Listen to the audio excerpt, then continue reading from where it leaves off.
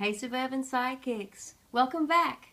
This week's question is an answer to somebody who has been having anxiety attacks, and she's done all of the right things, the smart things. She's just taken things slower and taken care of herself and taken more traditional routes through her GP to sort of try and discover what may be setting her off. And she's also done a really sensible thing and taken some alternate routes. So she's been seeing an applied kinesiologist, because sometimes traditional therapies, talk type therapies, psychotherapy, that sort of thing, it'll take you where the brain wants you to go and where the brain's ready to go.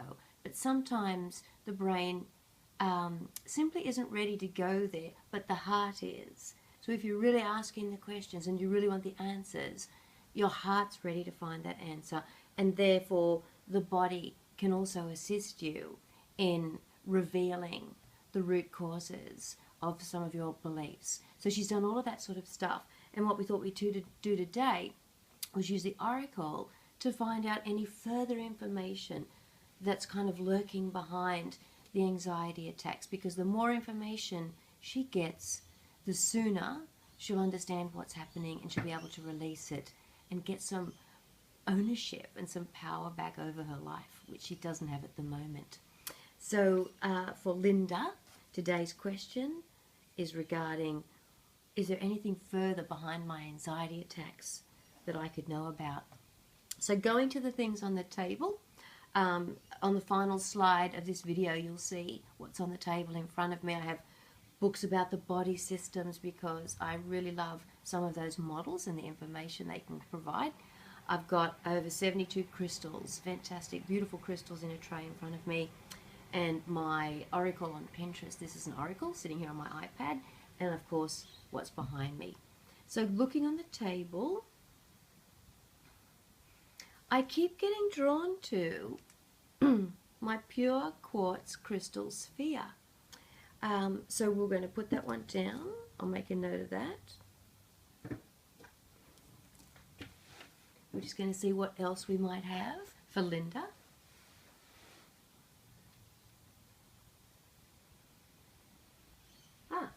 I'm being drawn to the Untethered Soul, which is an amazing, amazing book. Oops, I don't drop everything else. An amazing book by Michael Singer, and don't know if you can see this, but there are sections where I've kind of highlighted it to death, so that's going to have something really fantastic. And the last item, because 3 is our magic number. Oh, well, this is very strange. Down the bottom of this bookshelf, I've just got a few random things, and one of them is, these are encyclopedia that I had from my childhood, and when I moved houses, oh, it's how dusty and dirty it is. A friend convinced me to throw them out because I had too much stuff. But I kept one of each. I really regret throwing them out. I didn't listen to my intuition, which was to keep them. So I'm really glad I kept one. But I've been drawn to this. So let's give it a moment and we'll see why I was drawn to that. So the very first one is a beautiful quartz sphere. And I'll give you a quick little description of pure quartz from Judy Hall's The Crystal Bible. Where are we? Quartz. It's the most powerful healing and energy amplifier on the planet because of its unique crystalline form. It absorbs, stores, releases, and regulates energy and is excellent for unblocking it. And I think we don't need to go any further. The sphere is also this beautiful symbol of completion and wholeness.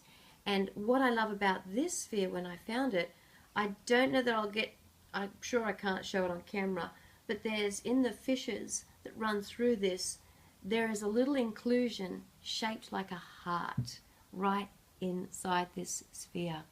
And I feel that the message very clearly for this is there is support here for Linda in unblocking and releasing this energy. And heart-focused questioning, heart-focused contemplation is going to support her in doing so. So that's a really beautiful first oracle. I'm going to make a note of the key words for us here were release and unblocking. The second one, The Untethered Soul by Michael A. Singer, The Journey Beyond Yourself. And I actually haven't even finished this book. Some of these books I've started, passionately underlined, put down, and then for whatever reason been distracted from. And I think at each point in time you get exactly what you need, and then if you need more you end up being drawn back to it. So let's see where we're drawn today for Linda. So we've gone straight to chapter 10, entitled Stealing Freedom for Your Soul. And I've just been drawn to the beginning, not anywhere specific on the page. So it says, the prerequisite to true freedom is to decide that you do not want to suffer anymore. Oh, this is really, really great, isn't it? It's really great for Linda. You must decide that you want to enjoy your life and that there is no reason for stress, inner pain, or fear. I'm getting teary just reading this and how fabulously pertinent it is for our dear Linda. Every day we bear a burden that we should not be bearing. We fear that we are not good enough or that we will fail. We experience insecurity, anxiety, and self-consciousness. We fear that people will turn on us, take advantage of us, or stop loving us. All of these things burden us tremendously as we try to have open and loving relationships, and as we try to succeed and express ourselves. There is an inner weight that we carry. This weight is the fear of experiencing pain, anguish, or sorrow. Every day we are either feeling it or we are protecting ourselves from feeling it. It is such a core influence that we don't even know how prevalent it is. What just jumped straight out at me there for you, Linda, is every day we are either feeling it or we are protecting ourselves from feeling it.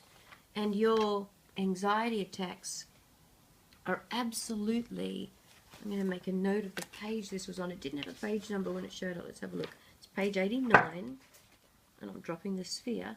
Page 89, Singer, tethered. Your beautiful anxiety attacks in their terrible beauty are protecting you.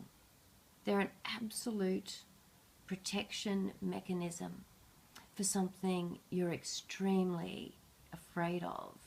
And I know that through the work you're doing with the applied kinesiologist and just through your own contemplation, you're seeking to understand and identify what it is that's setting you off.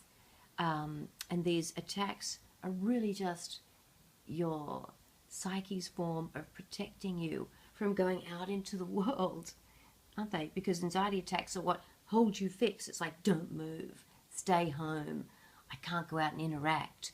And it's an enormous, it's the extreme protection mechanism to distance you from the world, to have you safe and protected in one little space. And you do know, you're intelligent enough to know that that's bullshit, and you will never get beyond this until you actually push through it. But having an understanding of what you're trying to protect will absolutely help you push through it. So let's have a quick look now at this last one. I'm really interested to see what, my hand is still dirty, what this dirty, dusty encyclopedia from Michael Raj has to offer. I guess my friends thought I should throw them out because there was a lot of information in here that's been superseded, as happens with knowledge. But these are such a link to my childhood. My father, my parents were divorced, my father saved up for these and bought them for us so that when my brother and I went to visit him, we'd have these resources to do our school homework. So I have an enormous amount of heart-centered connection to these books. So let's just open up and see where we're going. And and we've gone to page 1141. Palm trees is what's attracting me. Palm trees are grouped as a family of plants which have an unbranched stem ending in a crown of spiky leaves or fronds. Blah blah, they grow here and there. Most are tall and slender, though a few grow a little more than 1 meter high. There are more than 2,000 species of palms in the world, and about 40 of these grow in Australia. What I'm getting from this, Linda, he's talking about, or the writer, I assume it's a he, they're a family of plants and they're all different. It says most are tall and slender, and although a few grow a little more than 1 meter high, there are more than 2,000 species of palms in the world, and about 40 of these grow in Australia. What I'm getting from this is this sense of even within, a family of one species, there's an enormous amount of difference and variety. And I'd like you to consider where within your own family you feel like you don't fit in. So for example, within your family of palm trees, there might be tall palm trees and short palm trees, and palm trees whose fronds do this, palm trees whose fronds do that. And maybe there's a lot of similarity within your family of palm trees, and you're the odd one out. You're the short one, or you're the one whose leaves just don't quite look the same. I want you to take some time to consider that concept. We've been offered it by the Oracle, so there's going to be some value in there for you to consider where, in your little family of palm trees, you're different. Because I feel like your difference is making you feel vulnerable, and therefore the anxiety attacks are a form of protecting you by isolating you. So that family could be work, could be your work family, it could be your friend family, or it could be your home family, a family that you grew up with. So please consider where within your family of palm trees you're feeling a bit like the odd one out, and as a result you're wanting to isolate yourself and get away from that family. And of course that's not solving the problem. Some families you can't walk away from, and this is a beautiful opportunity for you to be triggered in this way, because you can look at what's beneath this trigger and see what you're trying to protect in yourself, what's really, really feeling vulnerable for you right now. So Linda, I hope that this information is supporting you and giving you some more concepts and ideas to work with your applied kinesiologist or with any other form of therapy that you're going to be taking at the moment. And remember that the questions you ask have the power to move you forward or to keep you stuck. So keep on asking the right questions, questions that are focused and actionable, where the answers are going to be actionable, something for you to do for yourself. So, my little suburban sidekicks, for next week, what's your question?